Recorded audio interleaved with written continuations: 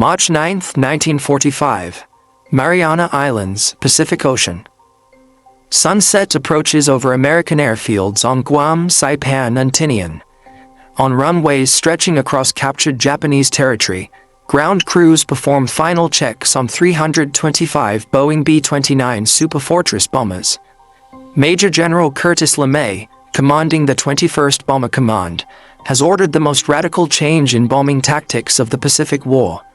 In bomb bays packed beyond normal capacity, crews load cluster bombs containing 1,520 M69 incendiary bomblets per aircraft, each filled with napalm that will burn at 1,800 degrees Fahrenheit. The objective is strategic, yet controversial. The densely populated Shitamachi district of Tokyo, where 750,000 people live in wooden homes packed into just 12 square miles. At 17:35 hours, the first Silver B-29 lifts off from Guam's North Field.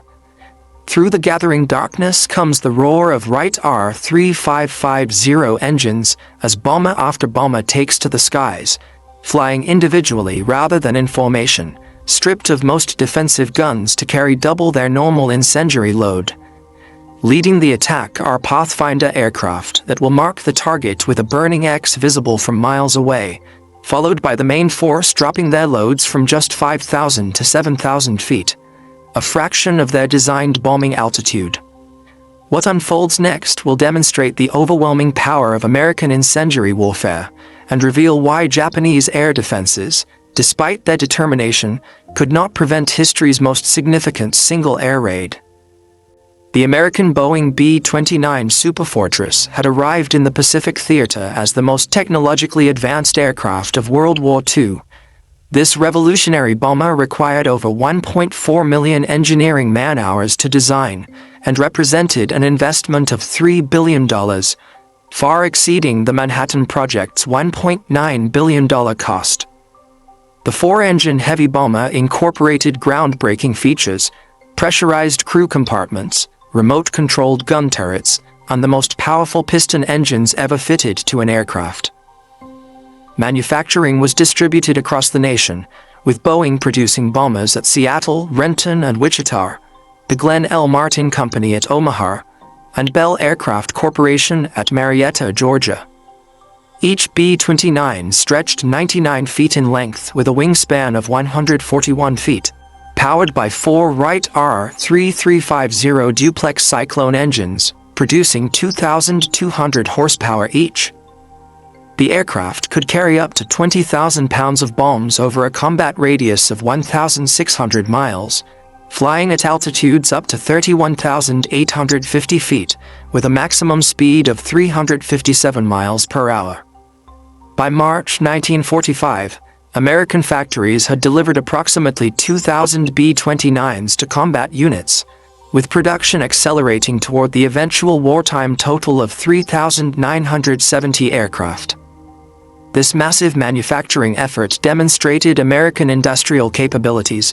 Boeing's Wichita plant alone was producing 4.2 Superfortresses per working day. The 20th Air Force, commanded personally by General Henry Hap Arnold, had deployed these strategic bombers first from bases in China beginning in June 1944, then from the newly captured Mariana Islands starting November 17, 1944. The 21st Bomber Command operated 3 bombardment wings from the Marianas, the 73rd Bombardment Wing and 313th Bombardment Wing based on Saipan, and the 314th Bombardment Wing on Guam.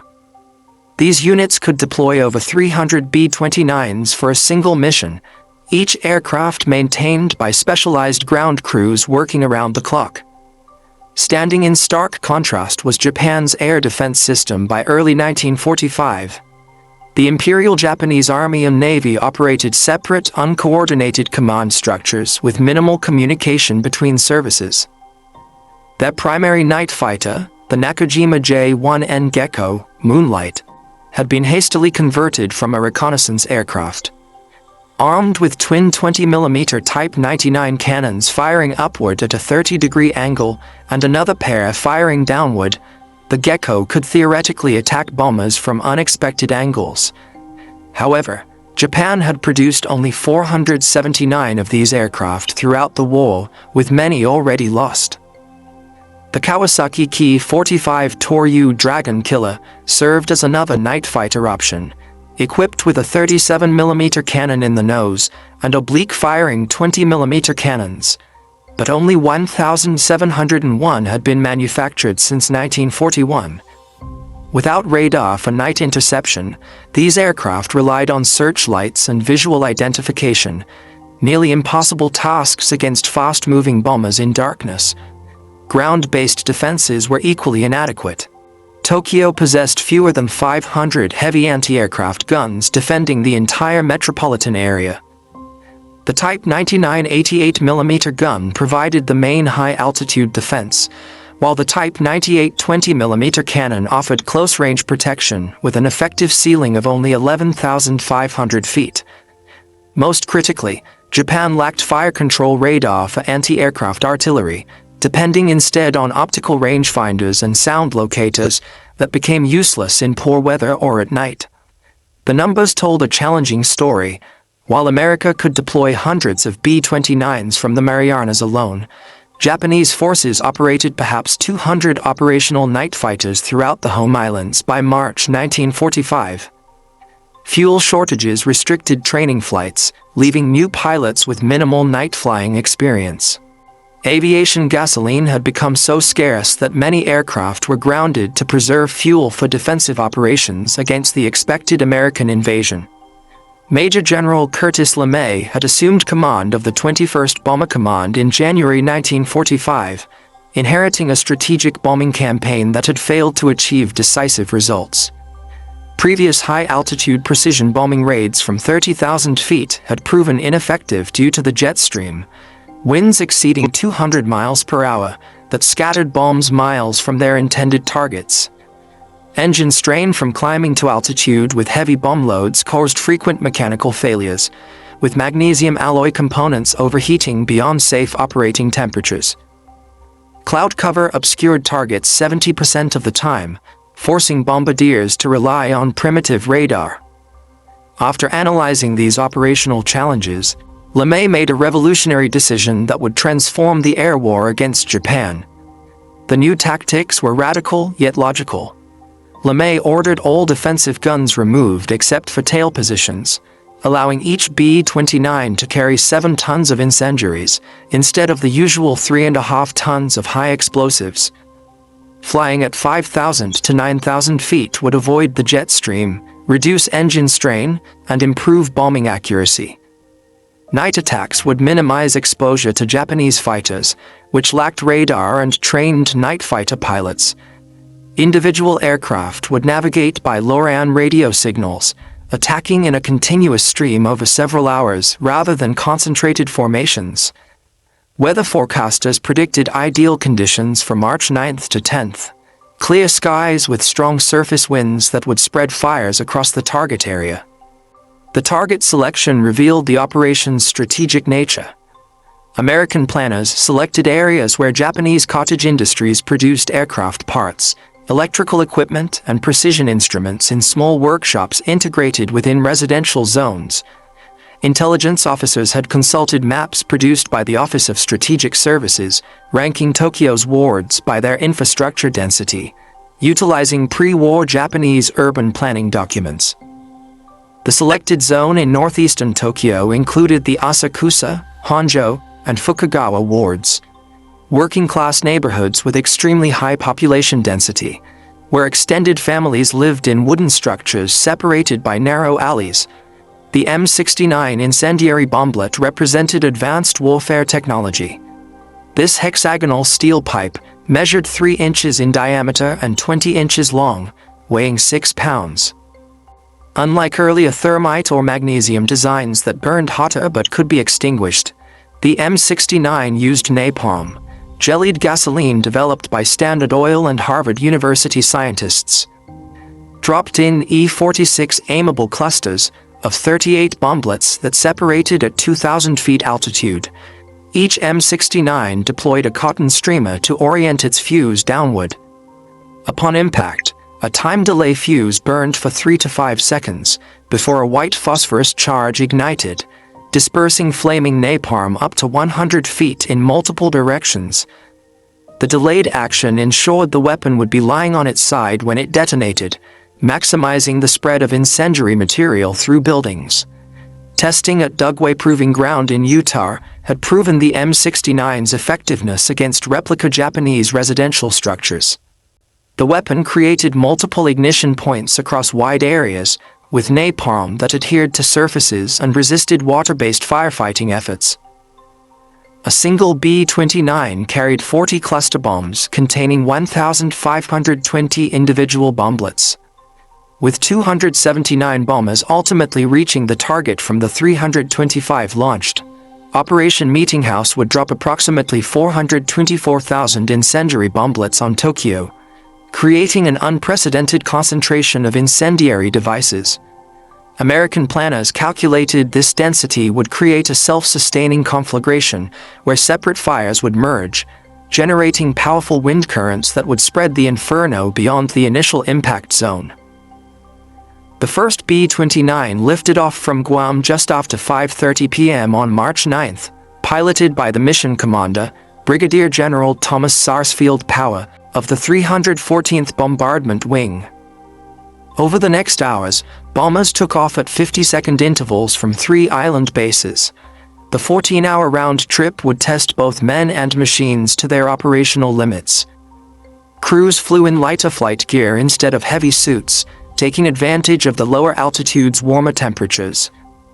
Without the weight of guns, gunners, and ammunition, the B-29s climbed efficiently, conserving fuel during the 1,500-mile journey to Japan. As they approached the Japanese coast, Mount Fuji's snow-capped peak served as a prominent navigation checkpoint. Air raid sirens sounded in Tokyo around 10:30 p.m., though most inhabitants initially remained in their homes. Previous high-altitude raids had caused limited damage, creating widespread complacency.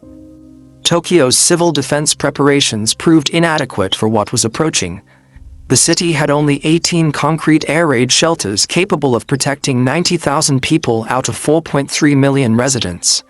Most families relied on bokugo, shallow trenches covered with boards or simple dugouts that offered minimal protection against incendiaries. The city's 8,000 firefighters possessed mainly hand pumps and bucket brigades designed for peacetime emergencies. Neighborhood associations had organized civilian firefighting groups, consisting primarily of elderly residents, women, and teenagers, equipped with sand buckets and water containers. The first Pathfinder B-29s arrived over Tokyo at 12:08 a.m. on March 10th, approaching from different directions to mark the target zone. Flying at just 5,000 feet, they dropped M47 napalm bombs that immediately created visible fire markers, forming an enormous burning X. The main force arrived minutes later, with bombardiers aiming for the illuminated marker. Weather conditions proved significant for the operation. Clear visibility with surface winds between 17 and 28 miles per hour, though gusts reached up to 45 miles per hour. As the M69 clusters separated and descended, observers described them as metallic objects glinting in the firelight, a sight that preceded unprecedented urban destruction. Within minutes, thousands of individual fires erupted across the target zone. The strong winds quickly spread flames from building to building, merging separate blazes into a massive conflagration.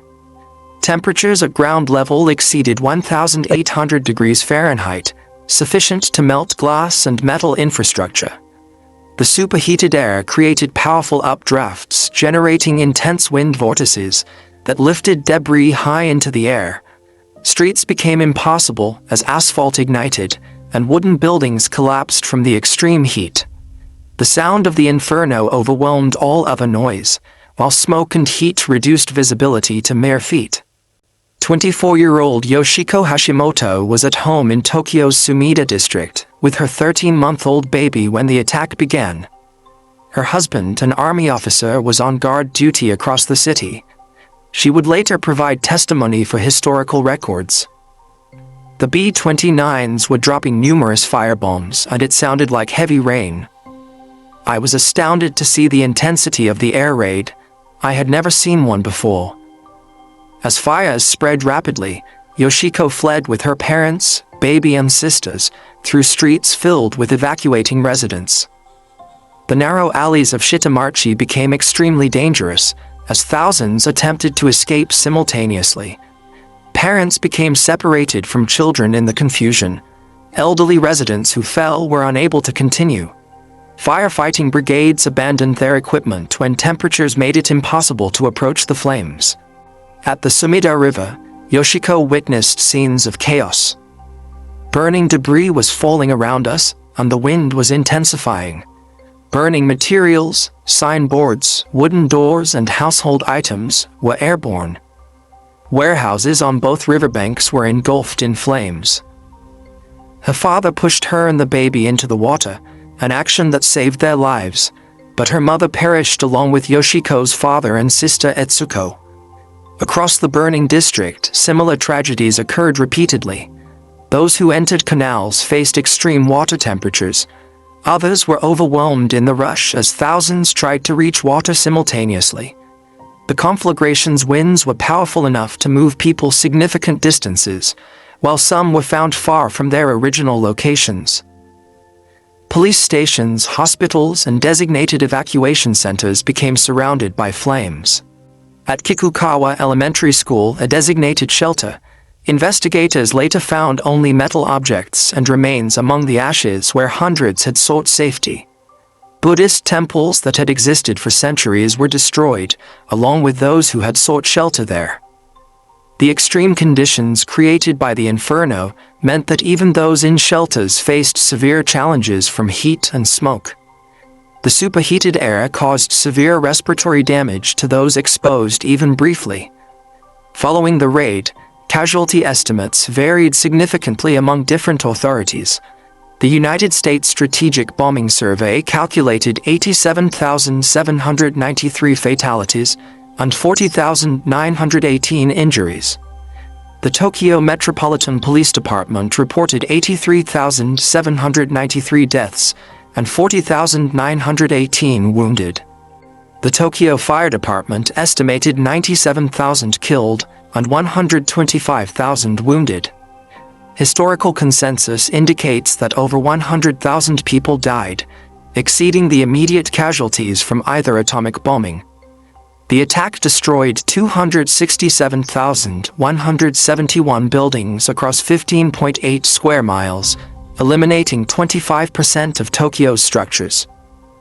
Over 1 million survivors lost their homes. The industrial impact was severe. More than half of Tokyo's manufacturing occurred in small workshops within residential areas, and their destruction significantly impacted production of essential war materials. Thousands of skilled workers were lost or displaced from the city. American losses were comparatively minimal. 14 B-29s failed to return, with 96 airmen listed as killed or missing. Several bombers encountered severe turbulence from thermal updrafts created by the fires, causing loss of control. Others received anti-aircraft damage during their low-level runs, though Japanese gunners struggled to track aircraft at such unusual altitudes. Aircrew members later reported detecting smoke even at their operational altitude. Crews who had initially questioned LeMay's tactics were sobered by the operation's scale and impact. General LeMay later reflected on the moral implications. "I suppose if I had lost the war, I would have been tried as a war criminal." General Arnold sent congratulations. "This shows your crews have the guts for anything." The operation's impact immediately influenced American strategy. Within 10 days, similar raids struck Nagoya, Osaka, and Kobe, affecting Japan's 4 largest cities.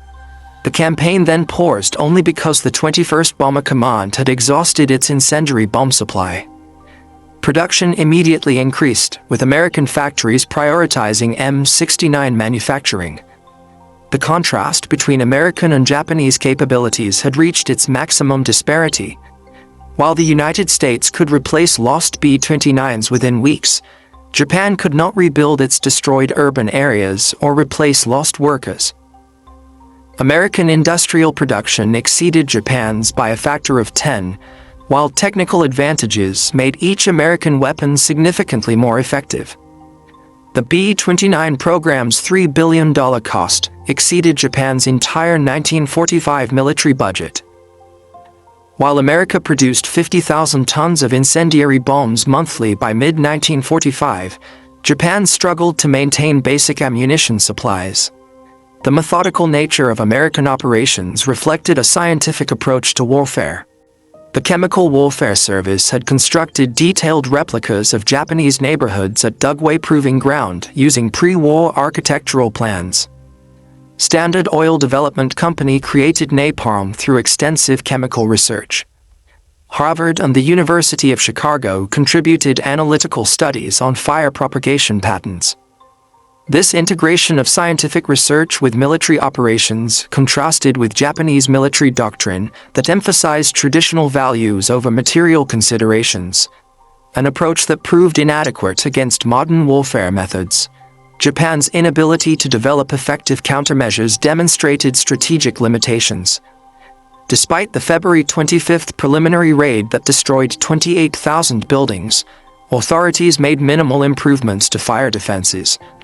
Proposals to create firebreaks by demolishing buildings were not implemented. Evacuation plans remained largely theoretical. Military authorities insisted civilians maintain their positions, even as intelligence indicated massive incendiary raids were planned. This situation resulted from inter-service coordination failures and leadership constraints. The Japanese night fighter force's limited effectiveness exposed the technical disparity. Pilots like Lieutenant Sachio Endo achieved individual successes. He was credited with 8 B-29 interceptions, but these were exceptional cases. Most night fighter pilots could not locate targets in darkness, especially once smoke obscured visibility. Without airborne radar, pilots depended on ground controllers using acoustic detection, methods that became ineffective once fires started. The few pilots who intercepted B-29s found their 20mm cannons, often insufficient against the bomber's robust construction, unless they achieved critical hits on engines or fuel systems. Some pilots attempted ramming attacks, sacrificing themselves for single bomber kills. Tokyo's fire department exemplified Japan's infrastructural limitations. The city operated 286 fire engines, mostly manual pump units requiring multiple operators. Water pressure was insufficient for large-scale firefighting, while infrastructure damage compromised the water distribution system. Fire department procedures emphasized protecting individual structures through traditional methods, approaches inadequate against thousands of simultaneous ignition points. When the conflagration began, most fire companies were overwhelmed rapidly, their equipment destroyed and personnel forced to evacuate. The psychological impact on survivors was profound and lasting. Many described feeling that traditional protection systems had failed. Refugees departing Tokyo spread accounts throughout Japan, their experiences contradicting official information about the war situation. Worker attendance at factories declined significantly as civilians lost confidence. The term routine air raid entered common usage as cities were systematically targeted.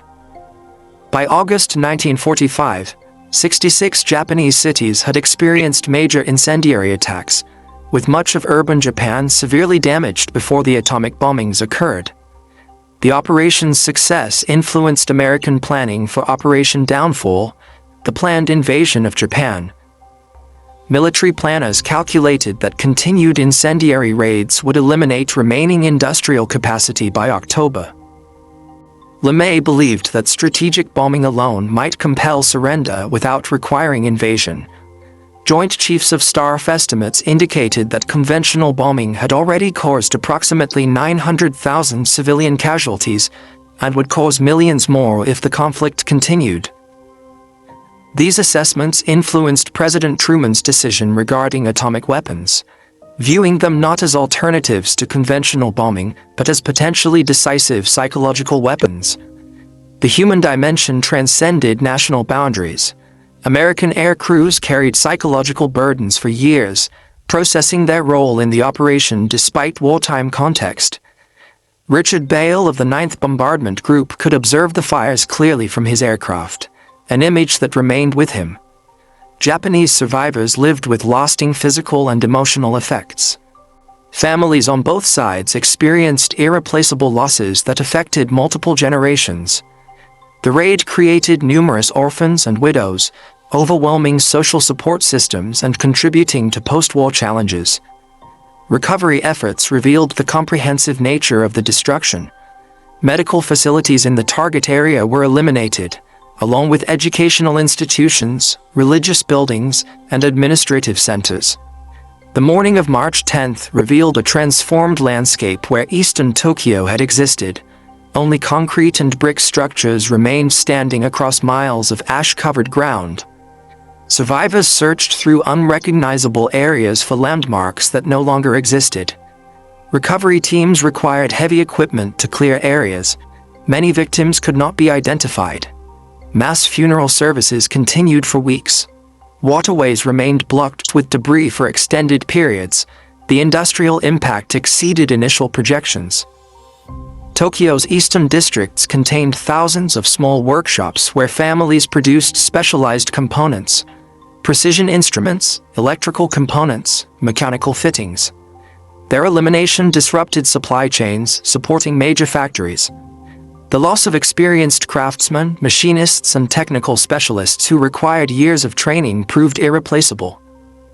Worker productivity in surviving facilities declined as employees dealt with personal losses, housing challenges, and diminished morale. The campaign's expansion proceeded systematically.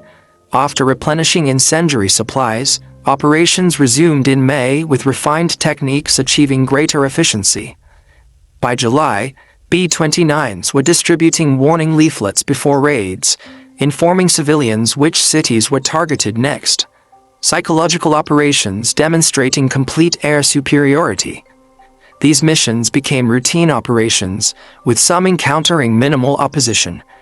Japanese defensive capabilities progressively weakened as experienced pilots were lost, ammunition depleted, and civil defense systems collapsed. International legal considerations remain subjects of historical debate. The 1907 Hague Convention addressed bombardment of undefended cities, but interpretations of defended and military targets proved complex. Post-war tribunals prosecuted certain leaders for civilian targeting, but did not address Allied bombing campaigns. The precedent established that military necessity could justify civilian area impacts, influenced subsequent international humanitarian law development, despite advances in precision weapons technology.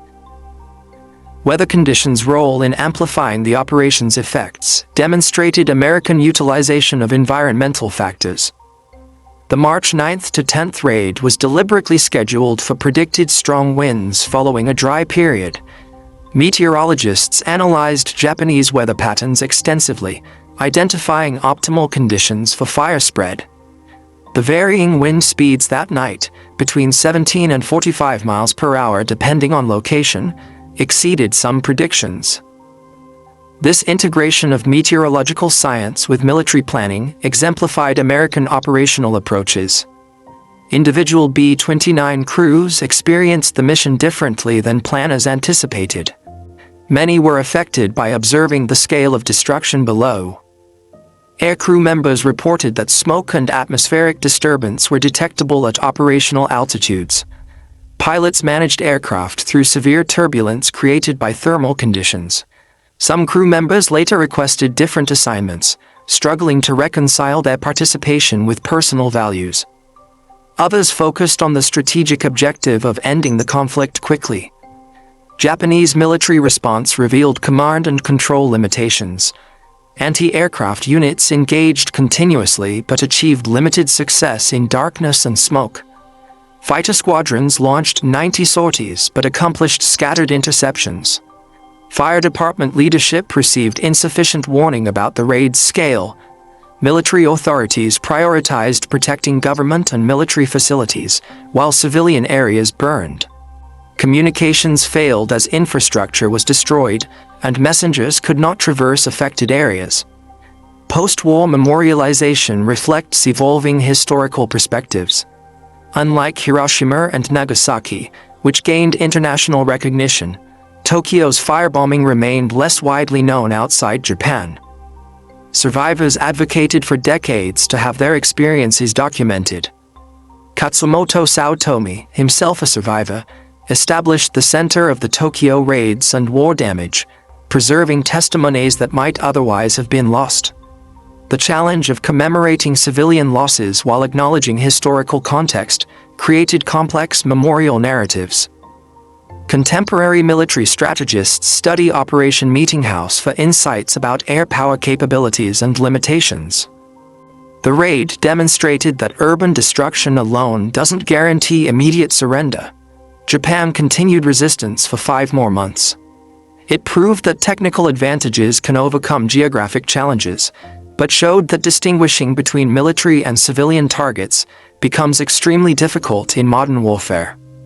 The evolution from precision to area bombing revealed escalation dynamics in total war. 21st Bomber Command initially attempted precision strikes following established doctrine. When these proved ineffective, LeMay shifted to area incendiary attacks that were operationally simpler and more impactful. This progression occurred through operational decisions rather than explicit policy changes. By March 1945, urban area attacks had become routine, with target selection based on population density and industrial distribution, rather than specific military installations. Survivor testimonies document lasting trauma. Many experienced persistent psychological effects decades later. Children separated from families often never learned their relatives' fates. Yoshiko Hashimoto's testimony remains in historical archives. The memory of that night never leaves me. My mother, father, and sister died while my baby and I survived. I think about them every day. The social structure of working-class Tokyo was fundamentally altered. Extended families dispersed, traditional businesses eliminated, neighborhood networks that had existed for generations disappeared overnight. The ultimate assessment of Operation Meetinghouse involves its role in ending the war. While historians debate whether strategic bombing alone could have compelled surrender, the raids clearly accelerated Japan's military collapse. The systematic urban destruction created conditions where continued resistance became increasingly difficult. Emperor Hirohito later referenced the bombing campaigns and domestic situation as factors in the surrender decision. The 100,000 who died in Tokyo contributed to ending a conflict that invasion might have prolonged, potentially causing millions more casualties. A calculation that provides little comfort to survivors but influenced strategic decisions. The story of Operation Meetinghouse illustrates warfare's evolution from limited military engagements to comprehensive societal conflicts. Residential areas built over generations were destroyed in hours by weapons manufactured thousands of miles away. The conflict that began with territorial expansion ended with advanced technology affecting civilian populations who had minimal direct military involvement. The disparity between B-29s carrying sophisticated incendiaries and Japanese defenders equipped with basic firefighting tools illustrated the decisive importance of industrial and technical capabilities. The historical irony remains that this operation's impact was overshadowed by atomic bombings 5 months later. The greater immediate casualties of March 10th became less prominent compared to nuclear weapons' unique nature, allowing conventional bombing to receive less scrutiny. This historical perspective permitted continued development of conventional area effect weapons, various incendiary weapons in subsequent conflicts, without the prohibition associated with nuclear arms. The statistics provide only partial understanding. 325 B-29s launched, 279 reaching target, 1,665 tons of incendiaries dropped, 15.8 square miles affected, 267,171 buildings destroyed, 100,000 casualties, 1 million displaced. Behind each number were individuals, American aircrew members executing military orders, Japanese families in residential areas, children separated from parents, survivors dealing with profound losses. Operation Meetinghouse remains history's most destructive air raid, serving not as a military achievement, but as a sobering reminder about modern warfare's capacity for destruction, where strategic objectives can justify extensive civilian impact and entire populations become affected by industrial-scale conflict.